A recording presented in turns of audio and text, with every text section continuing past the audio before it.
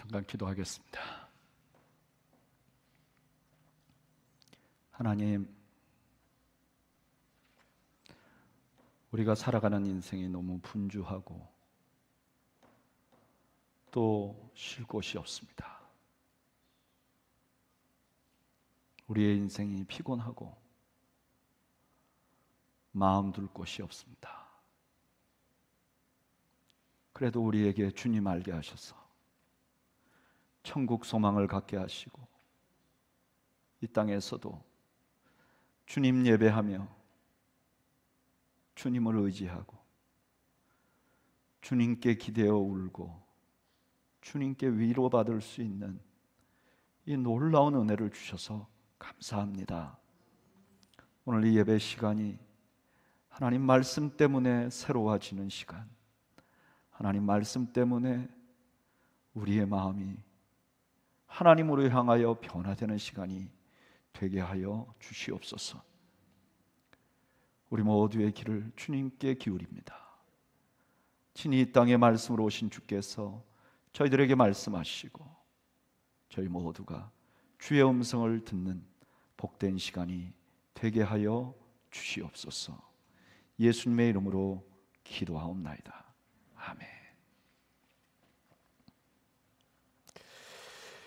저는 오늘 우리가 읽은 본문 말씀을 보면요, 자꾸 옛날에 어떤 한 목사님으로부터 들은 설교가 기억이 납니다. 저는 대학교 때 이제 좀 은혜를 굉장히 많이 갈망하는 그런 학생이었던 것 같아요. 그래서 종종 시간이 나면 기도원 같은 데서 어떤 집회를 한다 그러면 음식 싸고 이불 둘러매고 그 기도원에 가서 한 이틀씩 이렇게 은혜 받고 하는 시간을 갖곤 했는데, 어느 해인가 동도교회라는 교회의 기도원에서 집회가 있다는 거예요. 그래서 친구 한 명이랑 같이 짐을 싸가지고 그 기도원에 갔어요. 3일 동안 집회를 하는 건데, 첫날 저녁에 그 기도원의 원장 되시는 목사님이 설교를 하셨는데 바로 이 본문으로 하셨어요. 설교를 한 1시간 반쯤 하신 것으로 기억되는데 그 중에 반 30분을 이렇게 하셨어요. 여러분 모두 손을 올리세요. 그리고 거기 자기 옥합을 올리세요. 그리고 팍 자르세요. 이거를 30분간 한 거예요. 하고 나면 막 또 다른 얘기 금방 좀 하시다가 다시 올리세요. 거기다 옥합을 얹으세요. 또 팍! 이 팍을 한 20분 정도 한 거예요. 섣부른 신학대학생이었던 저한테 이렇게 하는 게 이해가 안 됐습니다. 이게 얼마나 깊은 말씀인데 저렇게 장난치듯 하는가. 그래서 2박 3일 동안 은혜를 하나도 못 받았어요. 근데 지금 저는 이 말씀을 대할 때마다 이상하게 그 목사님의 설교가 기억나고 그분이 참 본문을 잘 이해하셨다. 그분의 설교는 참 좋은 설교였는데 내가 교만해서 그 설교의 은혜를 못 받았구나, 그런 생각을 해요. 왜 그렇게 생각하는가? 오늘 본문으로 좀 들어가 볼까요? 마가복음 14장 3절에 이렇게 시작합니다. 예수께서 배단이 나병 환자 시몬의 집에서 식사하실 때 한 여자가 매우 값진 향유 곧 순전한 나드 한 옥합을 가지고 와서 그 옥합을 깨뜨려 예수의 머리에 부으니.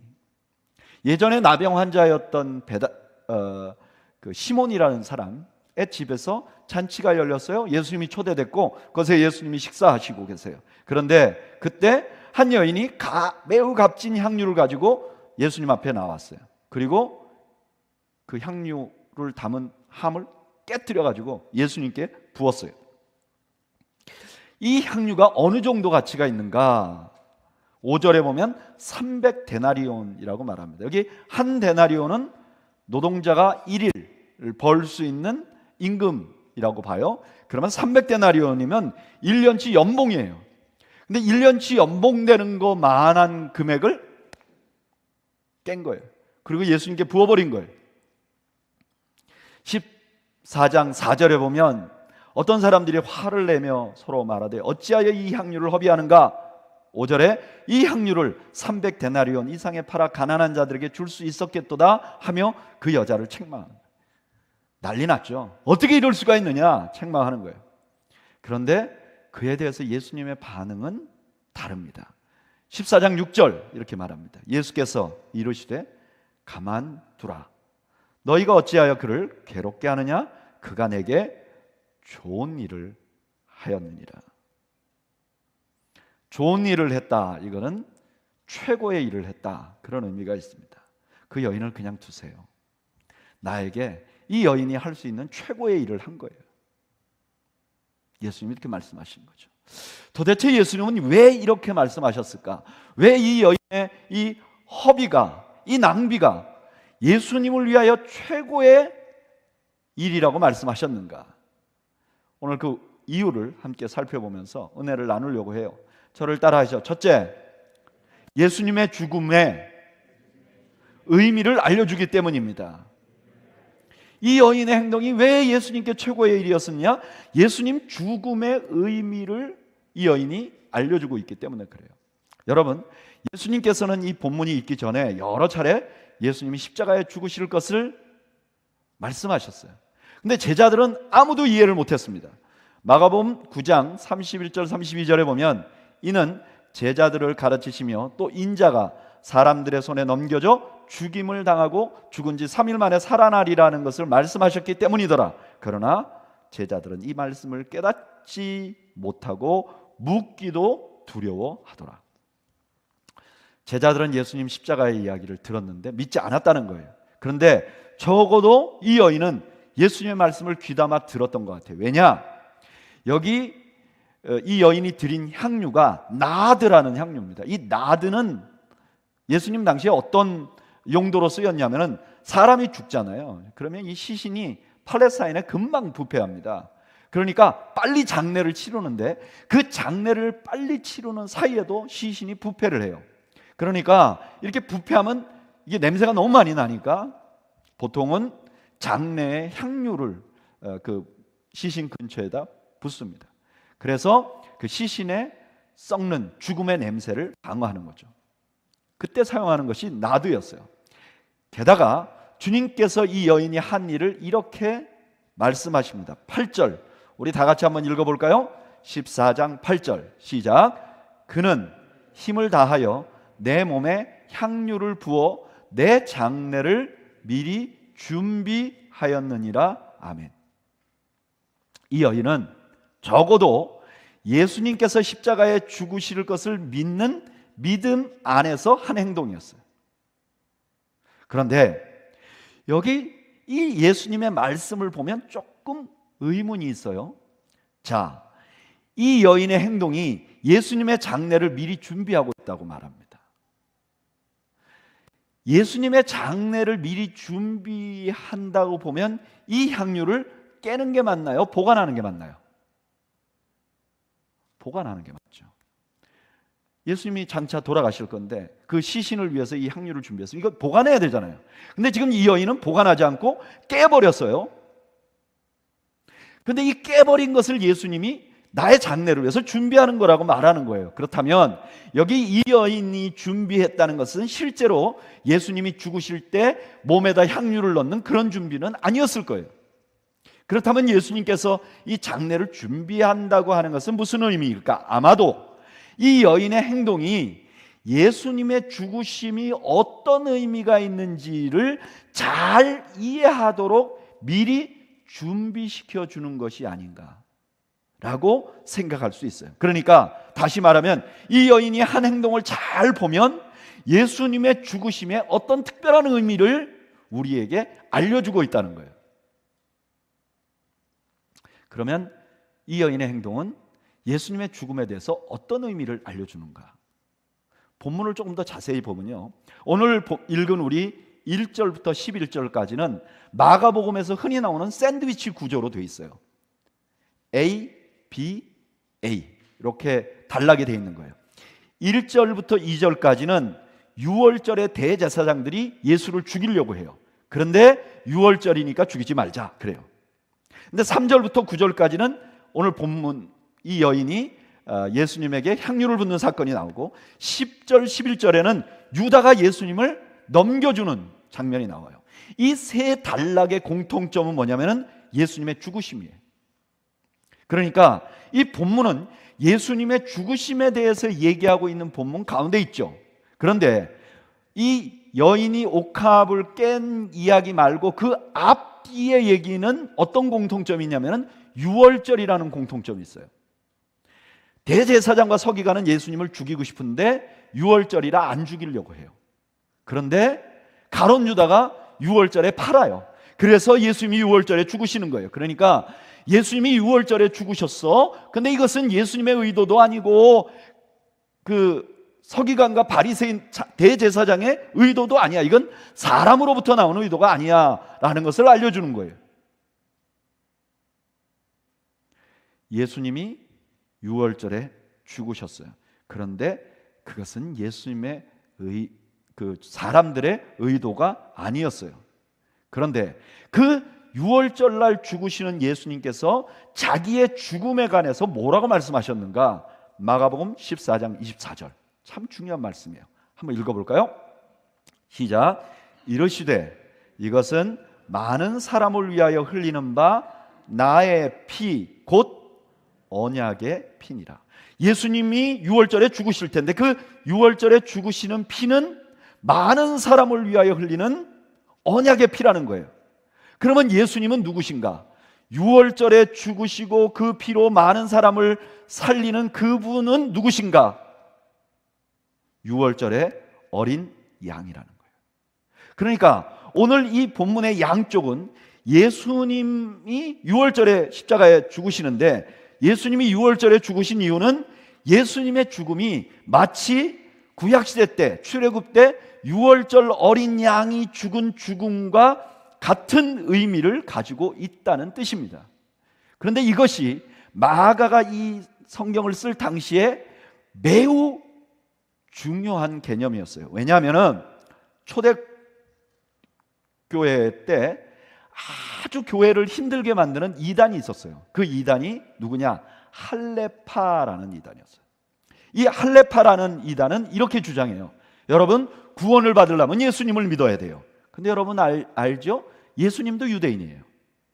그러니까 우리가 구원을 받으려면 예수님을 믿어야 되지만 또한 할례도 받아야 돼요. 유대인들처럼. 안식일도 지켜야 돼요. 유대인처럼. 성결의식도 해야 돼요. 유대인처럼. 유대인처럼 하지 않으면 구원을 얻을 수 없습니다. 이렇게 말하는 거예요.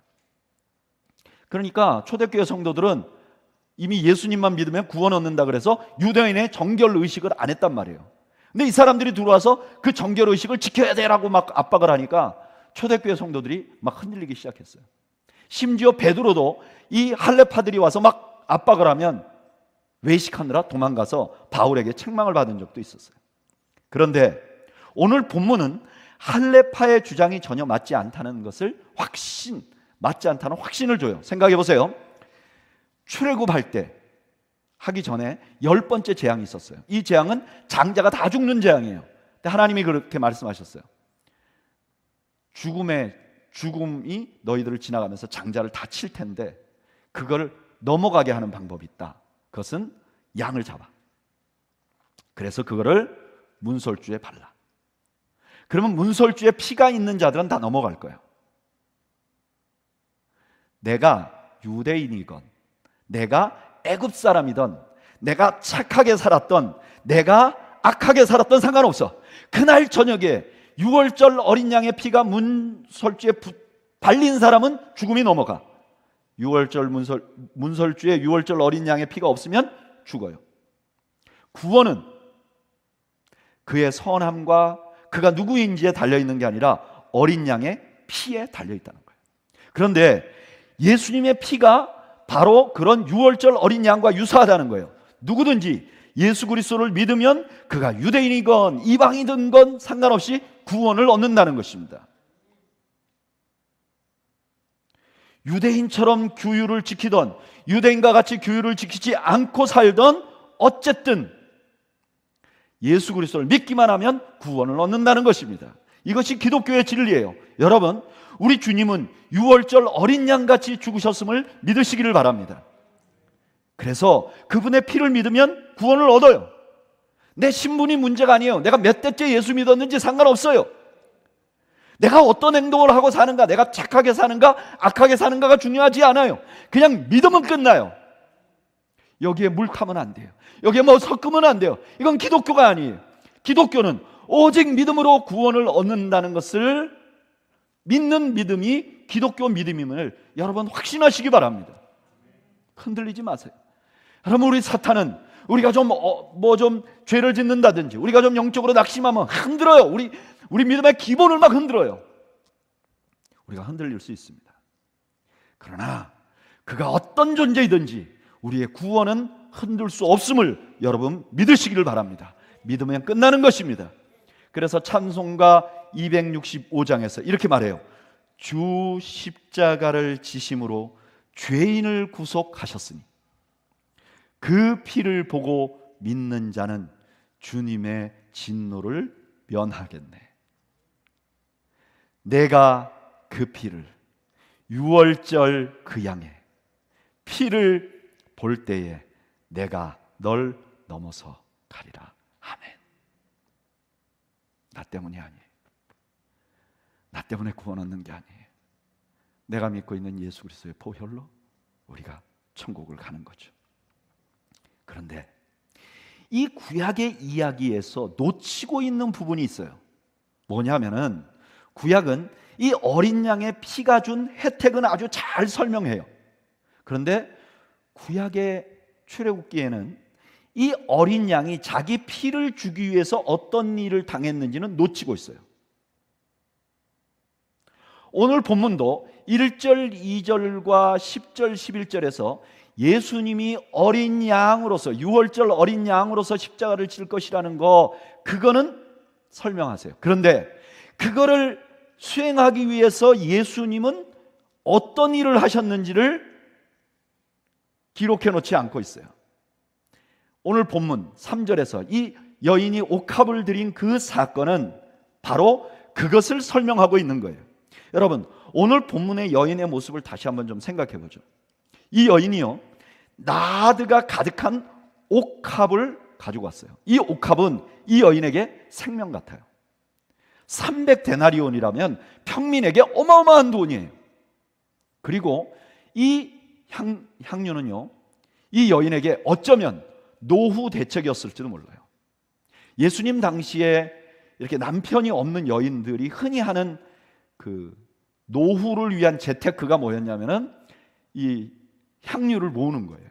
조금씩 돈이 있을 때마다 향유를 모아가지고 자기 함에다 담아놓는 거예요. 그래서 이걸 많이 모아놓잖아요. 자기는 늙었어요. 일을 할 수가 없잖아요. 근데 동네에 계속 뭐는 나죠? 장례가 나요. 그러면 장례가 나면 이 장례 난 사람들은 향유가 필요해요. 그러면 이분이 그 향유를 가지고 가서 몸에다 바르면서 곡을 해줘. 그러면 그날 이분에게 뭔가 소정의 대가를 주는 거예요. 그러니까 이것은 어떻게 보면 이분의 노후에 자기의 생명과 같은 거예요. 자기의 미래와 같은 거예요. 그런데 이 여인이 예수님 앞에 이거를 찍어 바른 게 아니라 옥합 자체를 깨버렸어요. 자기의 생명을 깨버린 거죠. 이 옥합이 깨지면서 향이 확 나왔어요. 근데 이 향은 무슨 향이냐? 죽음의 냄새를 덮는 향이에요. 나드. 그렇게 보면 이 여인의 행동에서 우리는 유월절 어린 양으로서 죽으신 예수님의 모습을 희미하게 볼 수 있어요. 예수님이 피를 흘리심으로 그 피를 믿는 자들에게는 죽음의 냄새가, 죽음의 세력이 더 이상 덮지 못해요. 그런데 그렇게 하기까지 예수님은 십자가에서 깨어지신 거예요. 예수님은 십자가에서 육체적으로 완전히 깨어지셨어요. 성한 것 하나도 없이 찢어지고 맞고 깨지고 상하셨어요. 뿐만 아니라 그의 육체적인 생명도 깨어버렸어요. 한 걸음 더 나갔어. 예수님께서는 자기의 정체성, 제2위 하나님으로서의 영광을 다 버리셨어요. 예수 그리스도께서는 십자가에서 2위 하나님으로서의 자존감을 다 버리신 거예요. 오늘 이 옥합을 깬 여인은 우리에게 그것을 보여주는 거죠. 여러분, 우리의 구원은 믿기만 하면 얻어집니다. 그런데 우리가 믿기만 하면 얻어지기 때문에 우리에게 구원은 공짜예요. 그런데 그 구원이 우리에게 공짜인 이유는 예수님께서 우리를 위하여 자신을 깨셨기 때문에 가능한 일이었습니다. 주님이 자신을 깨어 버리심으로 우리를 구원한 거죠. 우리의 구원은 나에게 있어서는 공짜이지만 예수님에게 있어서는 그의 생명 모두를 깨어버리는 깨어짐의 대가라는 사실을 잊지 말라고 오늘 본문이 우리에게 알려주고 있는 것입니다. 그리스도인은 누군가? 그리스도인은요, 내가 값없이 구원받았다는 사실을 믿는 사람인가 동시에 그를 위하여 주님이 어떤 대가를 치르셨는지도 잊지 않는 사람들이 크리스천들이에요. 주님이 치르신 깨어짐의 대가를 모른다면 그는 반쪽이죠. 그건 온전한 믿음이 아닌 것이죠. 저는 여러분들께서 여러분들을 구원하기 위하여 우리 주님이 하신 희생을, 그 깨어짐을 잊지 않는 여러분들이 되시기를 주님의 이름으로 축원합니다. 또 하나, 예수님께서 이 여인의 행동이 자기에게 최고의 행동이었다고 말씀하신 두 번째 이유는 저를 따라 하시죠. 제자들의 제자도의 핵심을 보여주기 때문입니다. 마가복음 14장 9절 우리 한번 읽어볼까요? 시작. 내가 14장 9절 읽어보죠. 시작. 내가 진실로 너희에게 이르노니 온 천하에 어디서든지 복음이 전파되는 곳에는 이 여자가 행한 일도 말하여 그를 기억하리라 하시니라. 기억하리라. 지금 복음을 들은 사람들은 누구죠? 예수님 제자들이에요. 예수님 제자된 사람은 이 여인을 기억해야 된다는 거예요. 여러분 여기 계신 분들이 예수님의 제자라면 이 여인을 기억해야 된다는 거예요.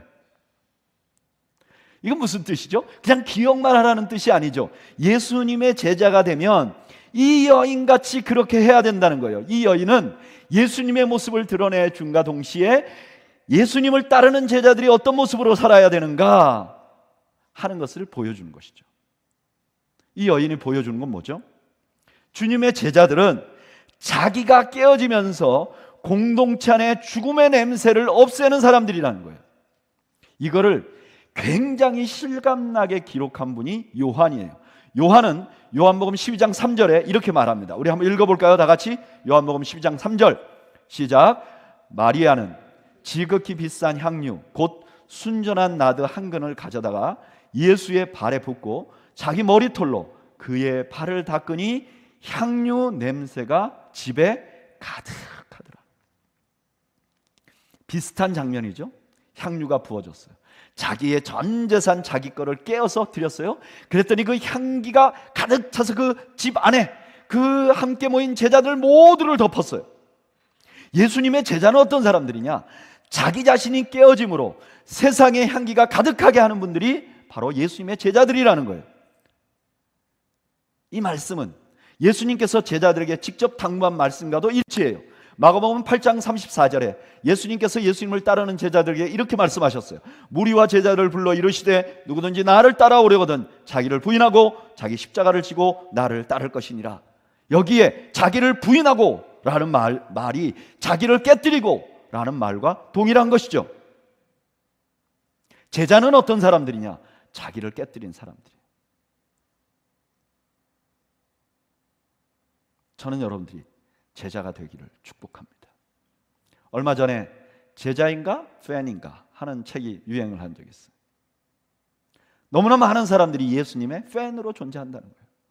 근데 예수님이 원하는 것은 제자가 되는 것이라는 거예요. 여러분 제자는 어떤 사람이냐? 자기가 깨어진 사람이라는 거예요. 자기를 깨어 향기를 내는 사람들이 제자라는 거예요. 그러면 여기서 깨어버려야 할 자기는 무엇입니까? 성경은요, 자아 자체가 악한 것이라고 말하지 않아요. 성경은 우리 자아 중에서 선한 자아가 있다고 말해요. 그건 어떤 자아인가? 갈라디아서 2장 20절이 설명을 해줘요. 제가 읽어드릴게요. 내가 그리스도와 함께 십자가에 못 박혔느니 그런즉 이제는 내가 산 것이 아니요 오직 내 안에 그리스도께서 사신 것이라. 이제 내가 육체 가운데 사는 것은 나를 사랑하사 나를 위하여 자기 자신을 버리신 하나님의 아들을 믿는 믿음 안에서 사는 것이라. 아멘. 주 안에서 거듭나서 십자가에서 예수님과 함께 죽어버린 자아, 이 자아는 소중한 것이라는 거예요. 왜냐하면 이 자아는 자꾸 우리를 하나님 앞으로 가도록 만든다는 거예요. 그런데 성경에 보면 또 다른 자아가 있어요. 로마서 7장 23절 한번 읽어볼까요?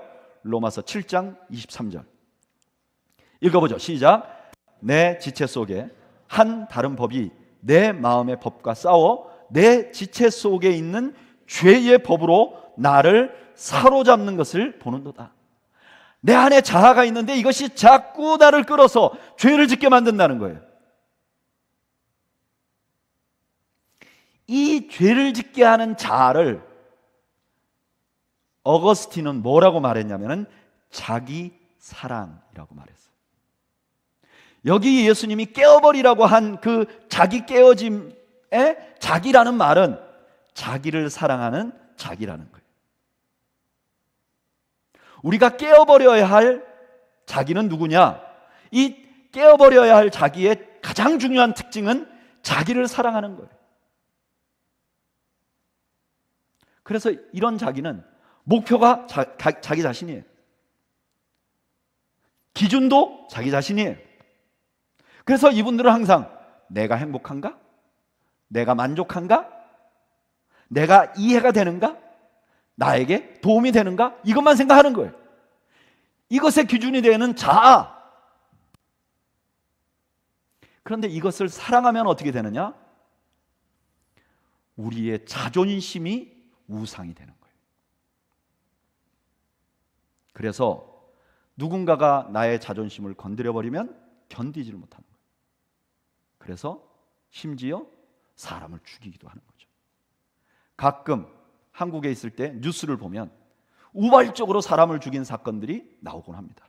그런데 소름 끼치게 하는 것은 저 사람이 나를 무시해서 내가 길 가다가 칼로 찔러서 죽였다는 거예요. 여러분, 이게 있을 수 있는 일이냐? 있을 수 있어요. 왜냐? 자존심이 우상이 되면 지나가면서 힐끗 쳐다봤는데 나를 무시하는 것 같은 것이 저를 죽일 만큼 미움이 솟게 하는 거예요. 자기를 사랑하는 것이 점점 커지면 자존심이 우상이 됩니다. 이 자기 사랑의 피해는 우리를 죄로 끌고 다녀요. 내가 자기를 사랑하잖아요. 그럼 이 자기는 나를 죄 짓는 자리로 끌고 가요. 예를 들면 내가 뭔가 삶을 성공적으로 살잖아요. 그러면 이 자기 사랑은 나를 교만으로 끌고 가요. 그래서 조금만 성공하면 내가 제일 잘하는 것 같아.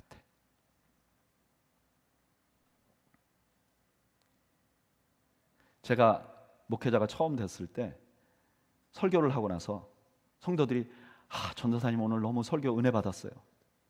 그럼 제가 집에 가면서 장하도다 나여 어떻게 이렇게 설교를 잘했니? 이러면서 사는 거예요. 실패하면요 자기 연민에 가득 쌓여요. 자기 연민에 쌓인 사람의 중요한 특징은 잘못을 인정하지 않고 핑계를 대요. 내가 그럴 만했잖아요. 하나님이 주신 여자가 꼬셨잖아요. 아담같이 핑계를 대는 거죠. 결국은 어떻게 되느냐? 하나님으로부터 멀어지게 만들어요. 자기를 사랑하니까. 그래서 한국의 김남준 목사님은 자기가 쓴 책에 이렇게 말해요. 이런 자기 깨어짐이 없으면 하나님 앞에 살아가는 헌신의 삶의 무언가가 결핍되어 있는 것이 아니라 삶 자체가 하나님을 향할 수 없다. 이걸 깨어버려야 돼요. 자기를 사랑하는 자기를 깨어버려야 돼요. 깨어버리려면 어떻게 되느냐? 제일 먼저요, 자기 안에 자기 사랑하는 또 다른 자아가 있다는 것을 인정해야 돼요. 저는 언제부터 기독교가 자꾸 밖에 것만 생각했는지 잘 모르겠어요. 하나님의 말씀 앞에 서면요, 내가 보여야 돼. 말씀을 통과해서 오늘 이 말씀은 저분이 들었으면 좋겠는데 오늘 큐티는 그분도 큐티 하겠지, 이렇게 생각하면 안 되는 거예요. 그 말씀이 누구가 보여야 돼요? 내 모습이 보여야 돼요. 내 안에 자기 안을 잘 볼 수 있는 게 기독교 믿음의 싸움이에요. 신앙생활의 싸움이에요. 여러분, 남이 많이 보입니까? 내가 많이 보입니까? 뭐가 보이세요? 나를 망치는 자아를 보려면, 깨어버리려면 자기 안에 그런 자아가 있다는 것을 알아야 되고, 두 번째로는요, 이것이 주는 피해를 알아야 돼요. 너무나 많은 사람들은요, 자기 사랑하는 게 괜찮다고 생각해요. 실제로 자기 괜찮으니까, 그리고 자기가 그래도 자기 생각할 때는 선하게 사니까 이렇게 착각하는 거예요. 내가 그래도 이렇게 사는데, 내가 남자로서 열심히 일하고, 내가 주부로서 아이들 열심히 키우고, 내가 이렇게 사니까 나는 괜찮은 거야. 하나님과 좋은 관계가 있다고 착각하는 거예요. 여러분, 이게 누구의 모습이냐면은 바로 예수님 당시의 바리새인들의 모습이에요.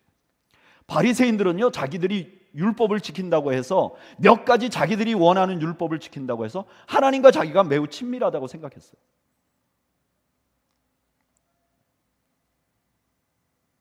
그 다음에는 이런 자아를 가지고 끊임없이 예수님의 십자가 앞에 서야 됩니다.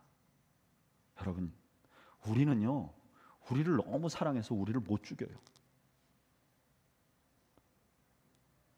나의 자존심 이런 거 못 죽여요. 내가 가지고 있는 생각 못 버려요. 십자가 앞에 가야 돼. 십자가 앞에 서야 이게 통제가 됩니다.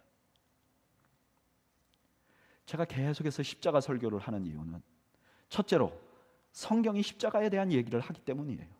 또 하나 이유는 십자가만이 신앙생활을 올바로 할 수 있도록 만들어요. 십자가 앞에 서지 않으면 죽었다 깨어나도 자기는 자기 자신을 못 죽여요. 돌을 오래 닦은 스님들을 제가 한국에 있을 때 가끔 만나보면요, 이분들의 큰 화두가 이거예요. 아무리 돌을 닦고 아무리 노력해도 이 자아를 부인하는 것은 너무너무 어려운 일이라는 거예요. 그거를 딱 안다면 득도한다고 이렇게 말해요.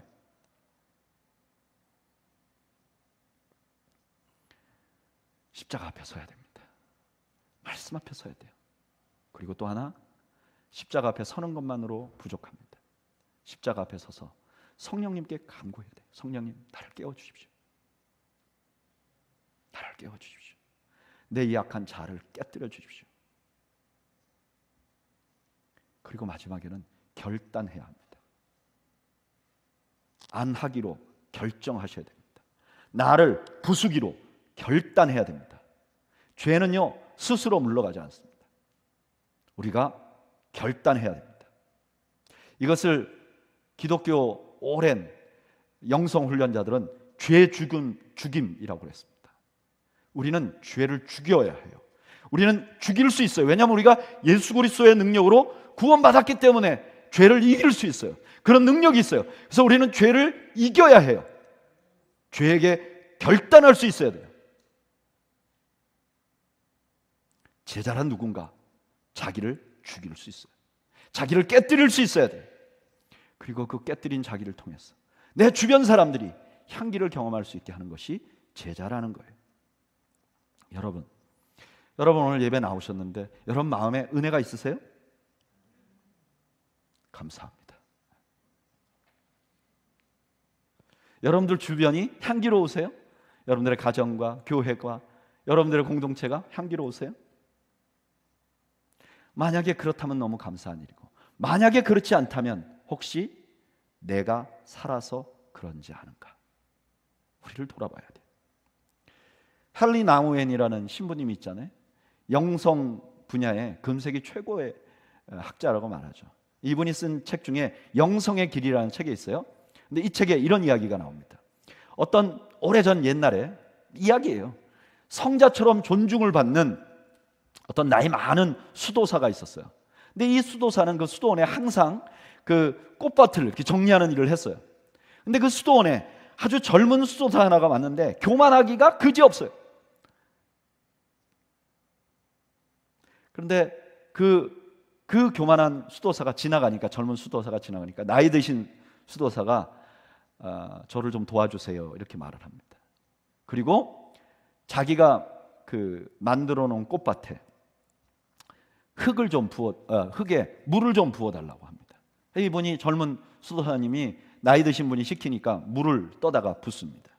근데 그 물들이, 흙이 이렇게 단단하게 돌처럼 묶여 있는데 물을 부니까 이 물이 그냥 다 흘러내려 버리는 거예요. 하나도 땅으로 스며들지 않는 거예요. 이 흙들이 단단하니까. 그러니까 이 수도사님이 잠깐만 기다리세요 그러면서 노 수도사님이 큰 망치를 갖고 와서 흙덩이를 깨기 시작합니다. 흙 덩어리가 된 거를 다 부수기 시작합니다. 산산조각이 난 거예요. 그리고 그 산산조각이 난 흙을 다시 이렇게 모아놓고 이 수도사에게 물을 부어 달라고 말합니다. 물을 부으니까 그 물이 잘 스며드는 거죠. 그때 이 노 수도사가 젊은 수도사에게 이렇게 말합니다. 여기에 씨를 뿌리면 반드시 열매가 맺힐 것입니다. 우리 역시 마찬가지입니다. 우리가 깨어져야 하나님은 거기에 물을 주시고 바로 그때 씨가 떨어져야 꽃이 피고 열매가 맺히는 것입니다. 우리 수도사들은 이것을 깨어짐의 영성이라고 합니다.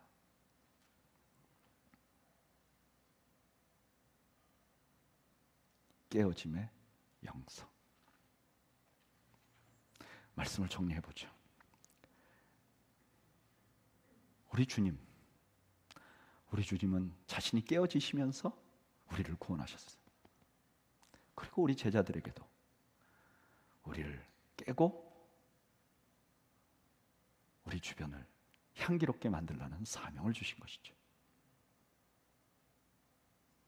나의 자아,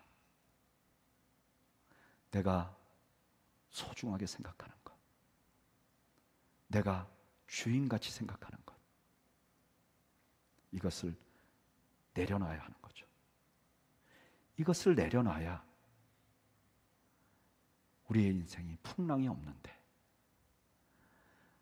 나를 사랑하는 자아를 붙들고 사니까 나도 괴롭고 내 주변도 괴롭고 내 중심으로 내 가족과 내 직장과 내 삶을 보니까 마음에 들지 않아 내 마음에 풍랑이 일어요. 풍랑이 있는 나를 보며 주변 사람들이 불안해하는 거죠. 크리스찬은 나의 관점을 깨어버리고 이것을 다 주님 앞에 올려드리는 사람이죠. 그리고 주님의 관점으로 세상을 보는 거죠. 주님만을 앙망하는 거죠. 주님만을 따라가는 것이죠.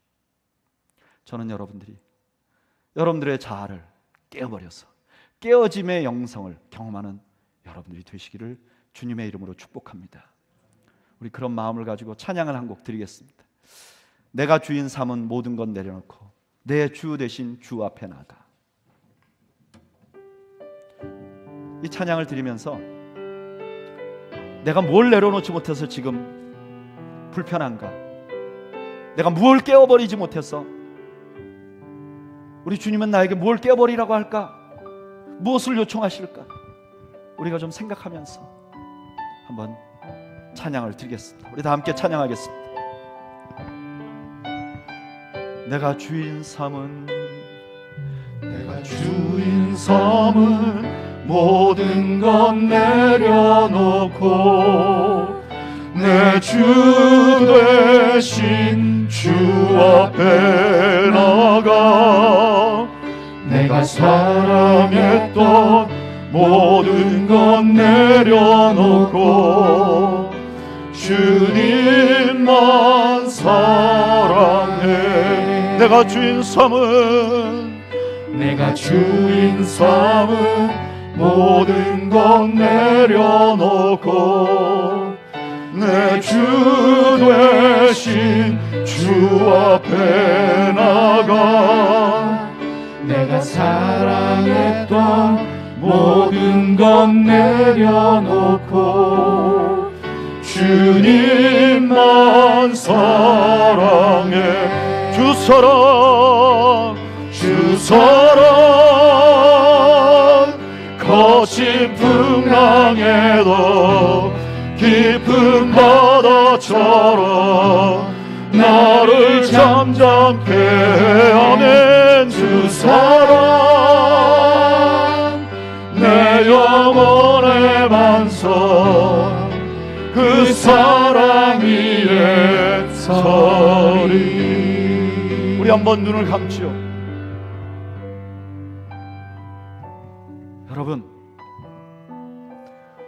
여러분들의 눈에 무엇이 여러분들을 괴롭게 합니까? 무엇이 여러분들을 힘들게 합니까? 혹시 그것의 원인이 내 외부에 있지 않고 내가 아직도 자기 사랑에 가득해서 내가 부서지지 않아서 생기는 것은 아닌가요? 십자가에서 자신을 부수시고 우리를 구원하신 주님 앞에 우리 자신을 비추어 보죠. 나는 깨어진 영성을 가지고 있는가? 아니면 나는 아직도 자아에 펄펄 불타서 풍랑 가운데 있는 사람은 아닌가? 이 시간에 한번 우리를 돌아보며 주님의 십자가 앞에 서서 잠시 묵상하겠습니다. 우리 함께 기도하겠습니다.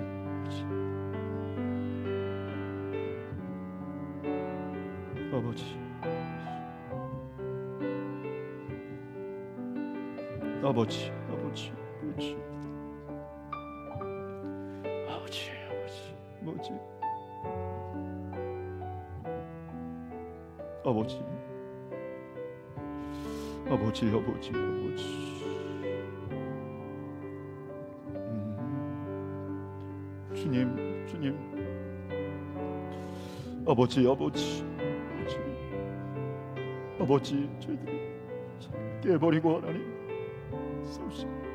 주여 저희들에게 아버지 하나님 저희들에게